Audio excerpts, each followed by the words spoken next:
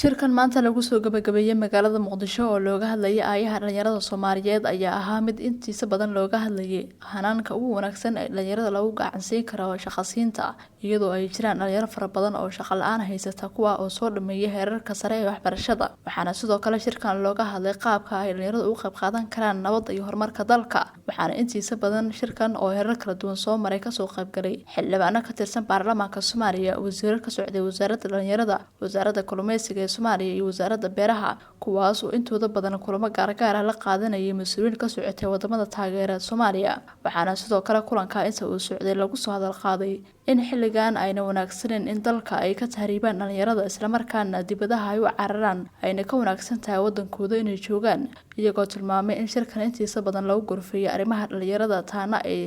sahli kartay in dhalinyaro fara badan oo ku nool gobolada dalka iyo magaalada Muqdisho guud ahaanba shaqo abuur loo sameeyo taariikhda ay tahay 29ka bisha 9aad waxaan soo nimid shirkii steering committee iyo BSG4 wasaaradihii ku shaqeeya howlaha barnaamijkan youth employment aan soo nimid si fiican ayuu noogu soo dhamaaday gudigan oo gudi sharaa waxa ka hooseeya gudi kale oo wasaaradaha laga soo xulay oo farsamo yaqaan ah oo si maxaa la yiraahdaa ajandayaasha iyo qorshaha uu gudigani go'aamiyo ayagu fuliya oo qaab farsamo ahaan u diyaariya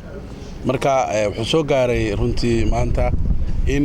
donarsku ay dhaqaalihii ku bixi lahaa mashaariicda ay wasaaradaha kheyraadka ku diyaariyaan